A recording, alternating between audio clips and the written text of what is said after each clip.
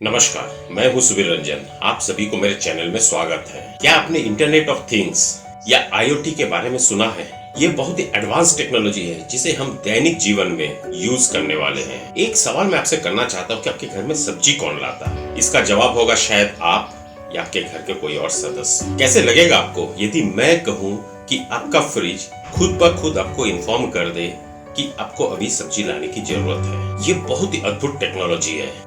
बस मैं इसी के विषय में आज आपको बताने वाला हूँ कि कैसे इंटरनेट ऑफ थिंग्स हमारे जीवन शैली को आसान बनाने वाला है। दोस्तों, वीडियो थोड़ा बड़ा जरूर होगा, लेकिन अंत तक बने रहिएगा। बहुत दिलचस्प वीडियो है और आने वाले दिनों में हम इंटरनेट ऑफ थिंग्स को कैसे यूज कर सकते हैं ये हम जानते हैं। और दोस्तों, अगर आप पहली बार मेरे चैनल में आए तो सब्सक्राइब करना बिल्कुल मत भूलिए, साथ ही बेल आइकन प्रेस कर दीजिए। चलिए शुरू करते हैं।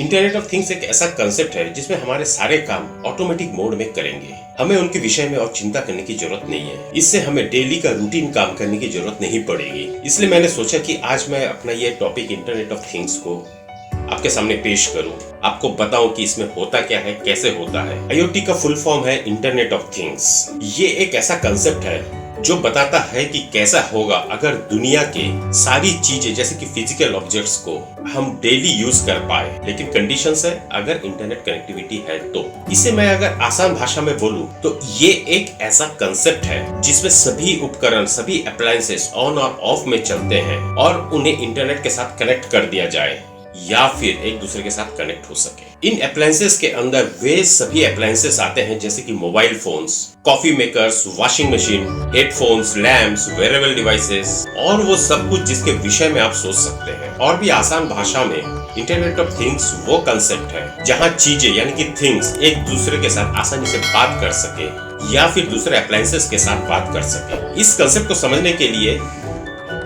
एक उदाहरण लेते हैं जिससे आप और भी बेहतर तरीके से समझ सकते हैं। सोच ले कि आप सुबह अपने बेड में लेटे हैं और आपको नींद भी आ गई। इतने में आपके हाथों के स्थित सेंसर्स को आपके हार्ट रेट में कुछ असामान्य, कुछ एबनॉर्मल लगता है। सांसें बढ़ने लगती है और आपके व्यवहार में भी काफी बदलाव आता है। इसलिए आपको धीरे से उठाने के बदले ये यंत्र जोरों से वाइब्रेट करने लगता है जिससे कि आपका ध्यान उनकी ओर आकर्षित हो। इतने में आपका नींद टूट जाता है और आप अपने छाती को पकड़कर अपने बॉडी को सीधा अलाइन करने की कोशिश करते हैं। इस समय आपको ये पता नहीं चल रहा होता कि आपके साथ हो क्या रहा है और आप अपने फोन की तरफ बढ़ते हैं। जैसे कि आप अपने मोबाइल स्क्रीन को खोलते हैं, आपको वहाँ पर एक मैसेज दिखाई पड़ता है जिस पर यह लिखा होता है कि आपका ब्लड प्रेशर हाई हो गया है और इसके साथ आपको 2 एस्प्रिन लेने की भी सलाह देता है। इतना ही नहीं, इसके साथ वो सारे सिग्नल्स को भी रिकॉर्ड कर लेता है और उन्हें डॉक्टर को भेज देते हैं। वहाँ हॉस्पिटल्स में डॉक्टर आपके डेटा को इवैल्यूएट करते हैं और उनके ऑब्जर्वेशन के बाद उन्हें ये लगता है कि आपको हॉस्पिटल में अभी तुरंत आना चाहिए। तो इसके लिए वे इलेक्ट्रॉनिकली मेडिकल टीम को आपके पास भेज देते हैं जिनके पास आपके हेल्थ कंडीशन का सारे डेटा मौजूद है, साथ में आपके घर के एड्रेस भी। जैसे ही वो आपके घर के निकट होते हैं, आपके पास एक मैसेज भी आ जाता है। तुरंत ही वो हॉस्पिटल में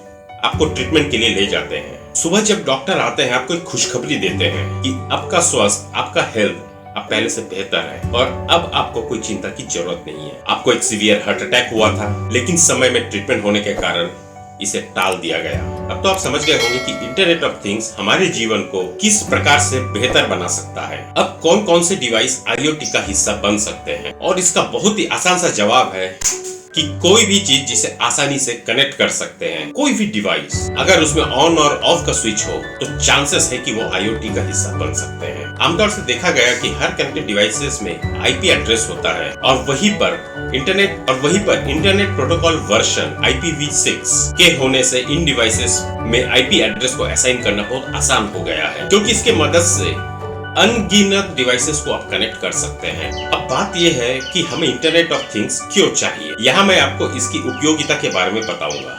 आपके फिजिकल और मेंटल हेल्थ के लिए बेस्ट पॉसिबल फीडबैक प्रदान करता है, रियल टाइम मॉनिटरिंग में बेस्ट पॉसिबल रिसोर्स एलोकेशन प्रदान करता है, मोबिलिटी पैटर्न्स में बेस्ट पॉसिबल डिसीजंस मेकिंग प्रदान करता है, इसके साथ लोकल प्रोवाइडर्स को बेस्ट पॉसिबल कनेक्शन प्रदान करता है।